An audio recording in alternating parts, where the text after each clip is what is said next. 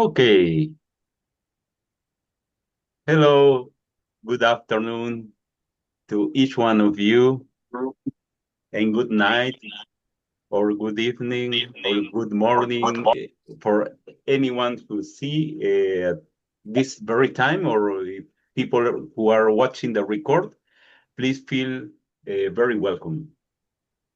And I'm very happy to be here. And this is, as you know, I'm recording. Yes. Okay, James. Well, six in New Zealand is you're in the future, of course, and that's a good idea. Please say hi, open your mic, or write on the chat. Where are you located? What time is it? And let's see if more people join us.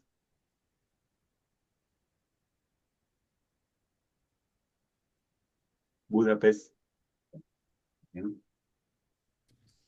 Nice to meet you, James. Okay, 40. I really love you're not obligated, of course, but I really love to hear your voice and how do you pronounce your name? If it's possible, I would love to. If it's not possible, it's totally fine.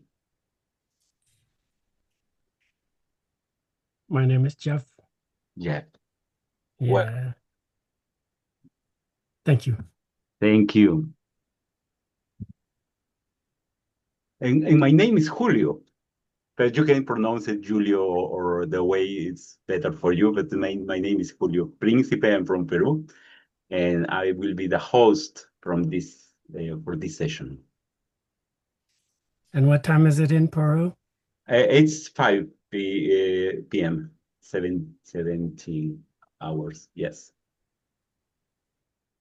Oh, good morning, Julio.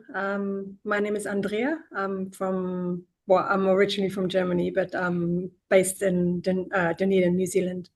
Nice to meet you. Nice to meet you, Andrea. Welcome. And thanks for joining us.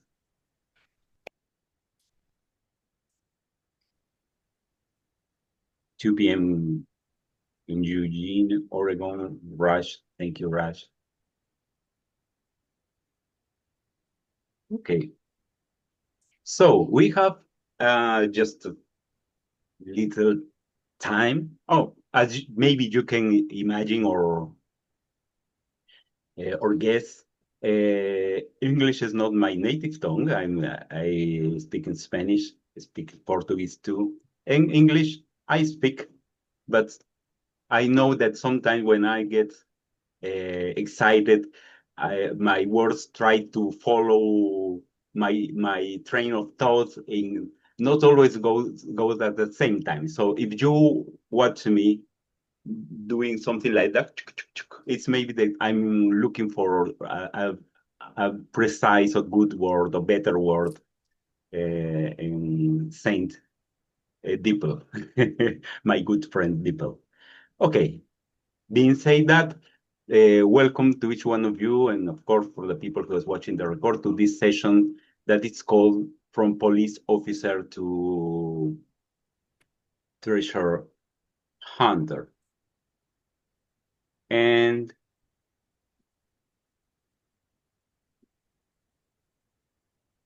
my first question for you is, please, from 0, I will write it on the chat too, from 0 to 10,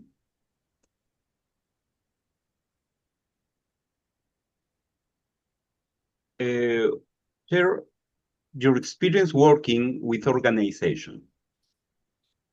We'll go to breakout rooms, so you can say from 0 to 10, the scale. Where do you feel or perceive your experience working with organizations? And you will talk about what resources were more useful for you and your clients when you work with solution-focused approach or a different approach. Okay? Please give me some kind of signs of life. Thank you. It's better. Philip, are you in Peru? Or is Peru, there's Peru in Germany? No, actually, we are in Peru Oh, vacation, okay. but we are coming from Germany. I'm originally Belgian. Okay, thank you. So we are maybe neighbors at this time. Okay. Okay, we will go to breakout rooms, talk a little bit. Starts the person who choose the lowest number, and then adding something else. Okay, see you in some minutes. Okay, thank you so much for coming back. And we can say hi also to Olayinka who joined us.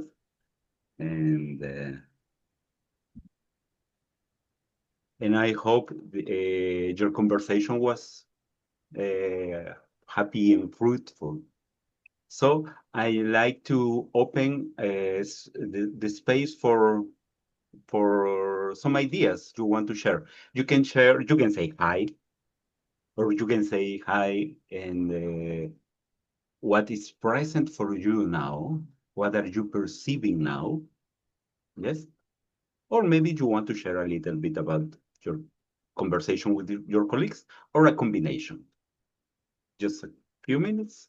Yes, please. Okay, I just put my hand up, not digitally.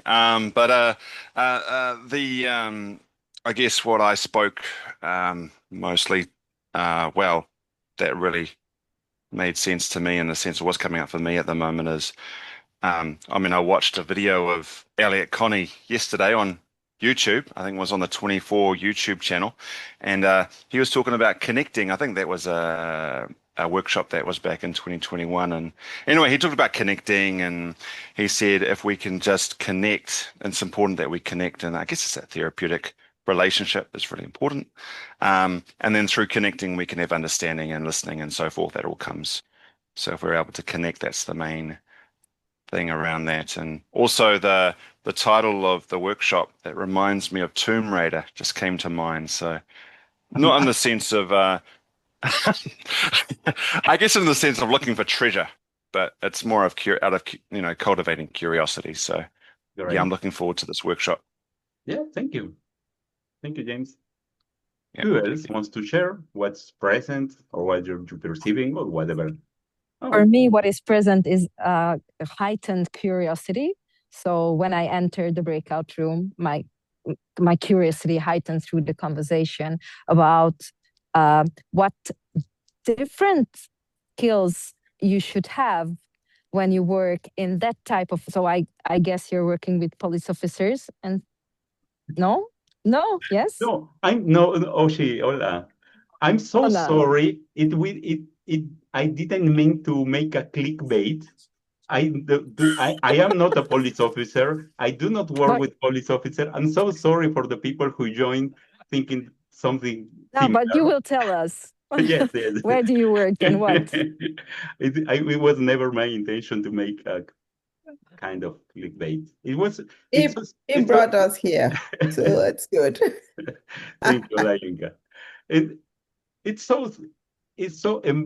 I was talking with Olayinka. It's embarrassingly simple, my workshop, that the idea is so simple that it could take 2 minutes just for the whole conference. Okay. Yes, thank you. Someone else wants to share? Yes, please, Olayinka. I think my curiosity is heightened now with how you're talking about the title. But when I saw the title of the conference, it actually has meaning for me, right? And that's the conception, and that's what brought me. I come from a child protection background. And in child protection, you are policing families, you're policing children, and you have this huge power that kinds of it distances you from the people you're supposed to be supporting. And that's the way the system is, at least from my hand, where I worked as a child protection person for 15 years. But coming into solution focus, it's like hunting for treasure. Okay. In that room, with that client or what with that group of people, you're hunting for treasure because the treasure is always there. So for me, that's what interests me about, and it's so well said because I know this in my head as I know that I moved away from child protection. It's such a beautiful thing for me to find solution focus where I can be here and just hunt for the treasures that are always there. And I'm no longer policing. So that's where I am right now. Thank you.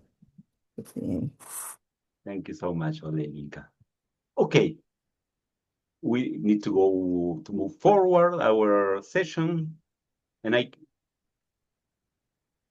it's almost 20 minutes past from our hour, so I want to go to some ideas I want to share. Speaking about share my presentation, maybe you are, if you are used to Zoom, you can make shorter the presentation and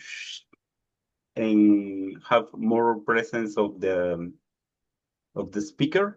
Maybe you want to make this in order to see each other and imagine that we are in person, but do what is useful for you. Will you be sharing for us to download?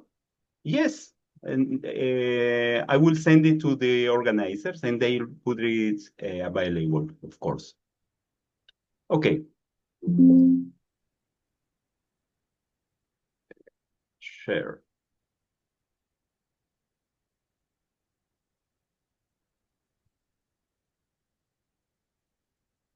Okay, this is the show.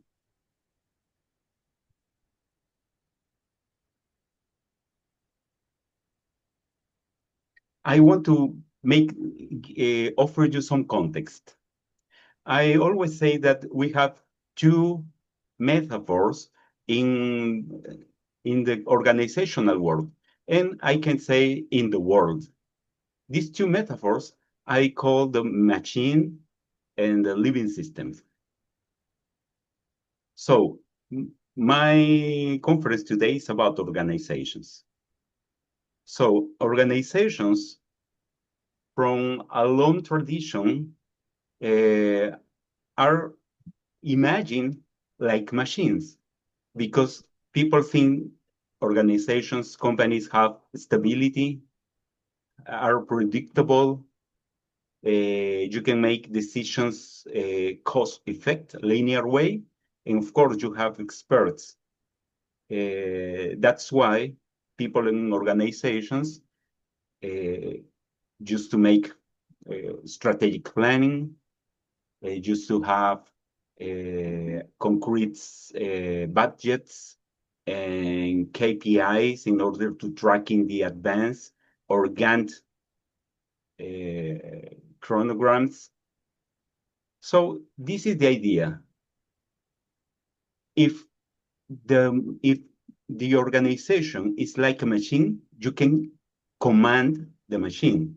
You can control the machine from the outside. This is the basic assumption of many of the organizations today. But life is not a machine. Life is more like maybe you know this acronym. Have volatility. It means that there's constant change, has uncertainty because you cannot predict what will happen in life and organization. You have a lot of context in impacting one each other that you cannot say what of the context are caused and water effect. And that's what we call complexity. And there's a lot of ambiguity. You cannot have just a good decision because you have many different decisions that could look opposite, and they both are perfectly fine or useful. So this context is important for this case study. Because if you think that organizations are machines, so you can command and control, of course, and you can, if you want to make a change, you can plan the changes, you can manage the changes, you can put it one step to another in a linear way. But in a context of complexity, you need a different approach to change, more adaptive, more dynamic, more generative, using the Mark McCargo word, a generative change. And when you think about an organization as a machine, this assumption creates a lot of fear, because in a machine, if something is broken, can be replaced because are pieces, just pieces. If a piece is broken, you can replace it and everything works well. So many times there's a lot of fear in search for perfectionism. Perfectionism comes from fear. And in a complexity, we are more used to curiosity, because you cannot predict, you cannot say this is it, because you need to grow in your understanding of the situation. Complexity brings surprises all the time. So you need curiosity in order to create excellence. And please remember this little thing. And if you take away this idea, for me, it would be lovely. Perfectionism is not a bad thing. It's just a mode of caring, and excellence too. We can choose the different kind of caring we want to make. So more context.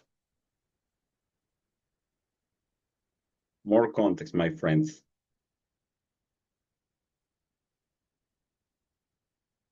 This case is about a company, an auditing management company. They are experts in making audits for another companies in different systems. And this company that asked me for consultancy have a long story of success based on control. They used to say when they hired me that it was in the control was in their DNA. Control is in our DNA, because they were successful controlling the errors and the failures of their clients. And of course, inside of the company, they behave in that way. And they felt frustrated and lacked autonomy. And they create this kind of loop that let's do more of the same. If this is not working, we need to create different controls. So this is the context, the basic context of my case study. So when they asked me for consulting, because they want to create more autonomy and more plenitude in the work, I offer them a different way of changing, of course, based on solution-focused approach. So we'll go back to a little breakout rooms, and please share what ideas do you have for approaching this case from a solution-focused perspective. What would you do? What ideas do you have? And if you want to ask me some questions, you can do it now.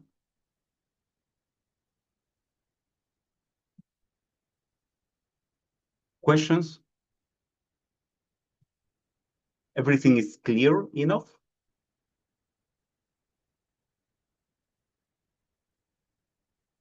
If it's not clear, please let me know.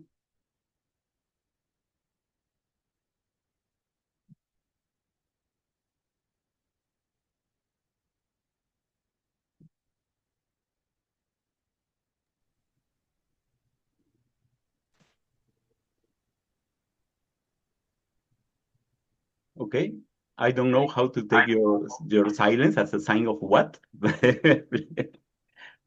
Barbara?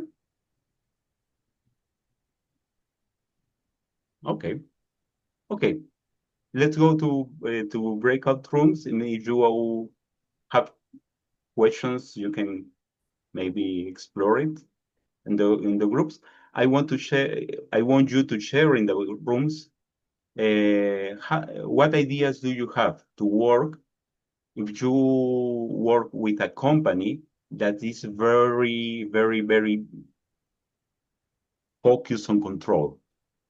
What would Julio, yes? can I ask you, can I ask you a question? Okay, so what did this company, what problem did they hire you to try to solve? Really, they do not have problems. They are a successful company. They were a successful company, but the CEO, it was maybe this is the problem, so to say.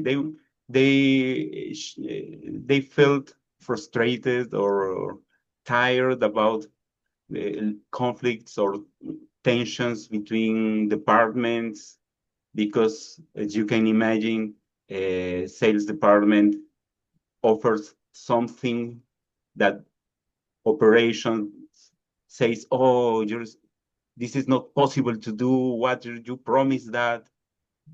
You know, that kind of isolations situations that are typical from auditing, from a company based on the machine way. The machine way, the machine metaphor creates this kind of separation. So they work well, but they felt frustrated, and they asked me, what can we do in order to feel more flexible and more joy in the work and more successful, of course. Okay. Okay. Yeah. Thank you. Thank you, Jeff. So I will send you to breakout rooms, just a few minutes, then come back and I tell you the next part of the story. Okay, we'll come back. Thank you so much. And I hope that you share a little bit about your ideas. And we have some minutes ahead, so I won't hear about your experience, but I'm pretty sure that was a good experience of conversation. Okay, James? Oh yeah, I'll put my hand up. I have I don't think I can think of any. Well, there's probably, even without me knowing, there's probably bound to be conflict even in the organizations I belong to.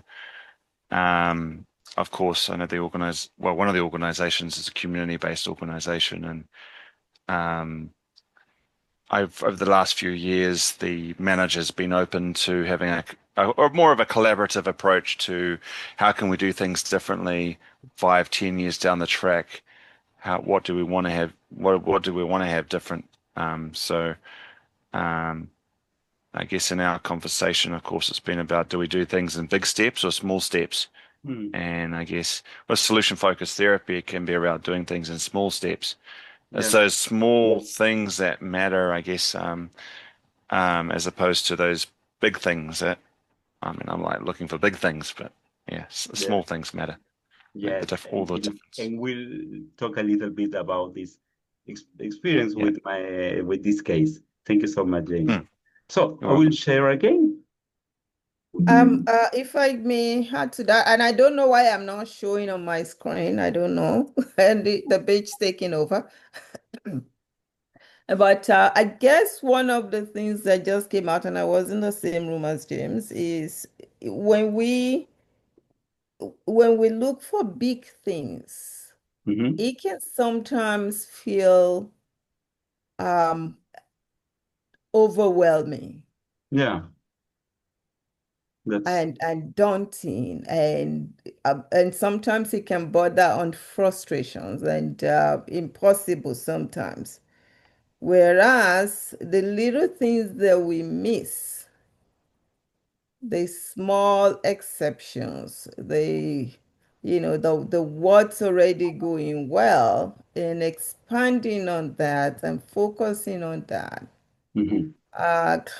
is probably where the shift happens, right? That's where the shift happens. Yeah. Thank you. I will share now, please.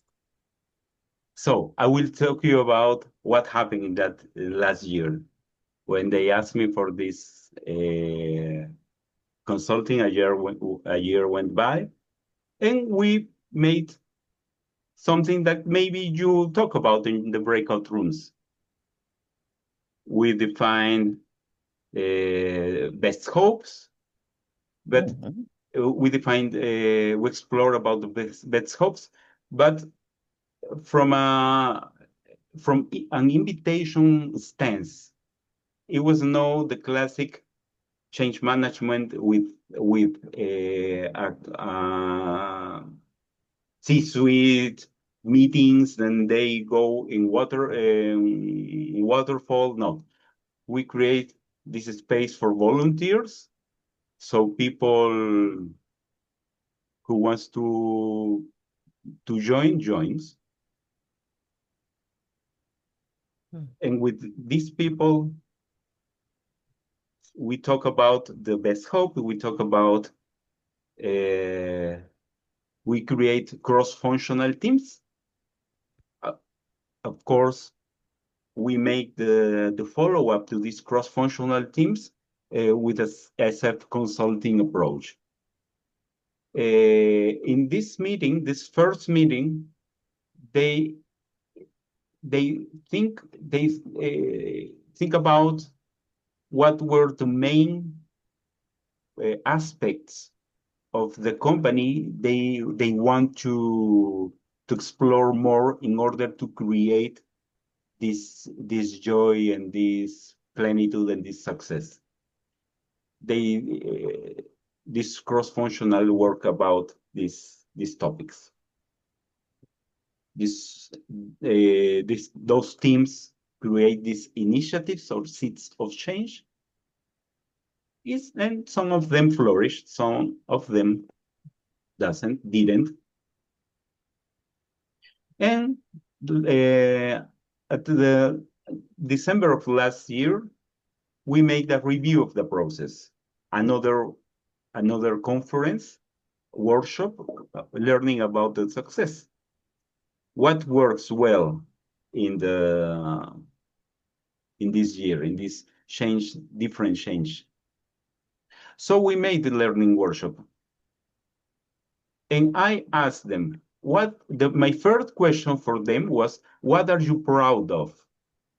And the answer of that question is the title of my conference. They talk a lot of details. They share a lot of details about what they improve as a company.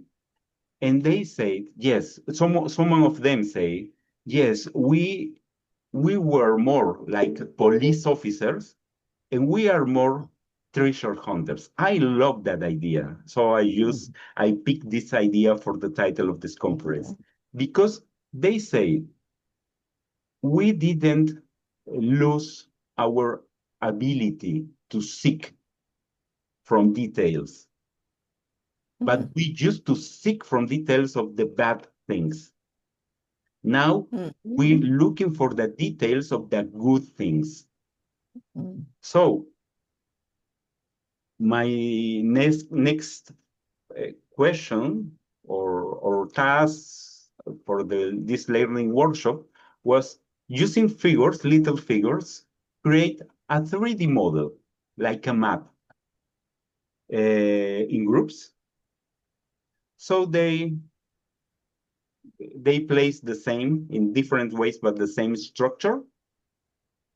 One figure for police officer, another figure from a treasure hunter. Any person choose a little figure placing where we are now. And this was simple and beautiful because you have people from different departments, you have people from different kind of seniority. So many of them are new ones, and many of them were elder ones. So they can share with each other what do they perceive. Of course, as you can imagine, what kind of resources are useful to be here, and how would we know that we are a little bit ahead in this journey of being every day a little bit more treasure hunters, using your beautiful qualities that you used to apply to the problems and now apply to the curiosity for the treasure hunter. As you remind at the beginning of my presentation, it's like to move from the fear to the curiosity, but the ability is more or less the same. This is a couple of pictures of what they made. And they create these models or prototypes, and they wrote what kind of resources they find. Then I asked them to place it in the wall. For confidential reasons, you can imagine, I put these words over, but this is more or less what this wall looks like. The drawings are mine, sorry, the police officer and the treasure hunter. And it was a beautiful reminder of what was good for them. Then I asked them, how will our clients, co-workers, and customers realize that we are becoming more a treasure hunter? What should we do more every day? We have no time. I plan to hear your ideas, but sadly we have a little time ahead. So they share about what we should do more. For instance, change a little bit these 5 whys of the problem to 5 hows of the success, or create more meetings between departments and start talking about what they appreciate about the other with coworkers and with the clients. When the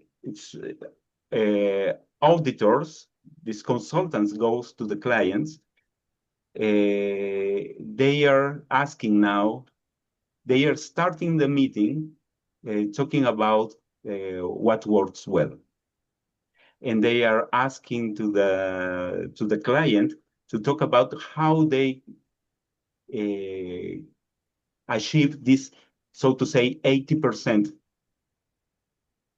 of the checks, and how they can learn in order to improve this percentage of success. And then the last thing we make in this learning workshop was which initiatives they want to formalize, to socialize or institutionalize. That's not the best words, but what kind of the initiatives they want to make part of the culture. And this is important because culture is not what we say about ourselves, but a reflect of what we do consistently. Culture, you cannot manage the culture, you cannot change the culture, but you can see the culture, the differences in the culture when you do little things consistently in a different way. So, what kind of little treasures do you take away from our talk today? This will be my last question for you, and I thank you so much for being here, for joining me and for your company, of course, and of course, please take the opportunity to see more conference now. And if you are watching the record, please take this opportunity too. Okay, thank you so much. If you want to share a little bit about what do you take away, I would really, really love it. I think for me, it's a matter of, and I guess, reflecting on what works best as far as myself as a counselor. And solution focus makes sense to me in the sense of that's how I naturally was when I was growing up. I was always more looking at people's abilities and their strengths, and instead of what they're doing wrong or their deficits or weaknesses. So it just reinforces that, and thank you for that, and just helping me, just basically just to focus more on that than the negative, or more on the positive, or more on the what a person can do and what works. Thank you so much, James, and thank you for being so present, contributing today. Cool, thank you. Anyone else who want to share?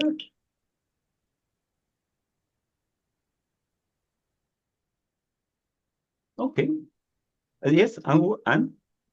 I have a question going through my mind. It would be interesting to know how what their clients got from this. How it worked better for them with their clients, and how their clients got more of what they wanted as well. So yeah, it is. But yeah, I love the entire notion of police officer to treasure hunter any day. Thanks for sharing, and yes, my client perceived this change in their attitude, but in their process too. They were more fluid interaction. There is no silos as they were to be. A little bit more each day. Yeah. Thank you. Okay. Thank you so much again, and please enjoy the conferences, and thank you again, each one of you, for accompanying me today. Bye-bye, and see you on the coffee bar, maybe.